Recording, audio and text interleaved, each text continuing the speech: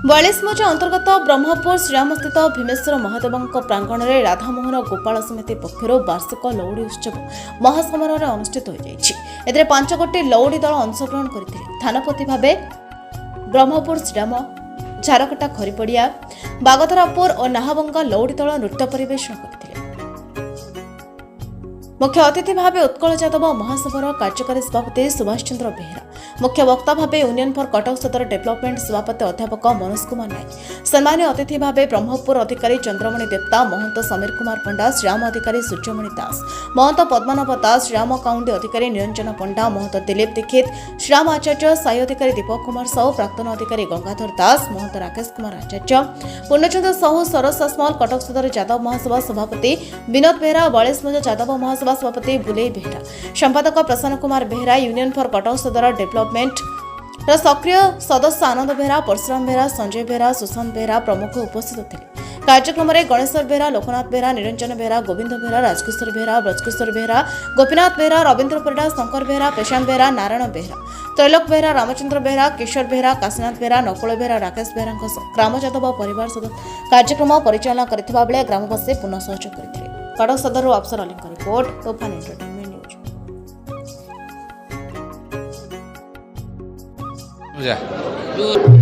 ए राधा मोहन राधा माधव लौड़ी संघ यहाँ दीर्घ दशंधि धरी चली आसी जहाँकि आम जेजे जेजेबापा जेजेबापा अमलू चली आसी खेल जमी जो भावी भाव में प्रभु श्रीकृष्ण 5000 वर्ष पूर्व ये जो नीला खेला करते गोपाल वंश गोपाल परिवार एणु यही गोपाल परिवार को उज्जीवित रखापी यही लौड़ी की उज्जीवित रखापी आमर से परंपरा कूल चली आसी आम गोपाल एणु यही लौड़ी खेल आम केवल यही श्रीराम ग्राम होनी ओडिशार कोण अनुकोण में यही लौड़ी खेल चली आसूसी लौड़ी खेल को केवल भारत सरकार तरफ स्वीकृति प्राप्त लोककला हिसाब से मान्यता मिली तेणु यही कला देखापी जी श्रद्धालुंर उत्साह एवं तत्सहित सर्ट्रे जे कि आजिकल दर्शक मानक बेसी समय धैर्य धरी बस अपेक्षा करती ना से पाला हो दासकाठी हो तथापि मुझे नवेदन करी जो भाव में देखुं शताधिक भक्त दर्शक श्रद्धालु यही लौड़ी खेल देखापी भिड़ जमाई से भाव में आमर ओडिशार लोककला लोकनृत्य किसी भी हो पाला दासकाठिया घोड़ा नाच और सम्मान सहित देखूँ एवं यही खेल ओडिशार कला साहित्य संस्कृति बढ़िले आमर परिचय आहरी आगक बढ़ आम ओडिया अस्मिता कथा कहचे हेले आम ओडिया यही परंपरा को आम देखूँ बर्तमान आम जो भाव में पाश्चात्य सभ्यता को पड़े जाइए देखो जो मेलोडी होती शताधिक लोक ए लंगला नृत्य को देखापी धाड़ी बांधुंट मुझे नवेदन करी ताठू दूर में रुहतु यही ओडिशार कला नृत्य पाला दासकाठिया यह केमी आगक बढ़ प्रयास करूँ जय जगन्नाथ पंडा सनातन सेना राज्य सभापति आज राधामोहन जी आज जो लौड़ी बाड़ी खेल मैंने कर गोपाल भाई मैंने समस्ते श्रीराम अनुष्ठान तरफ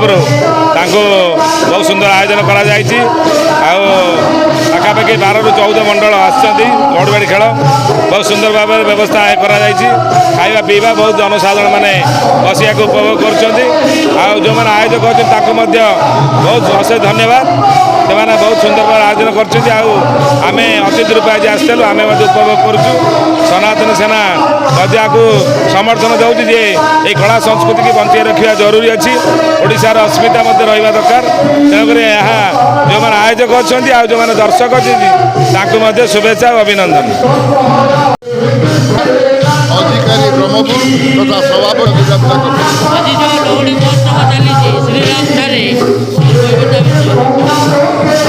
अवश्य द्वापर जुग होता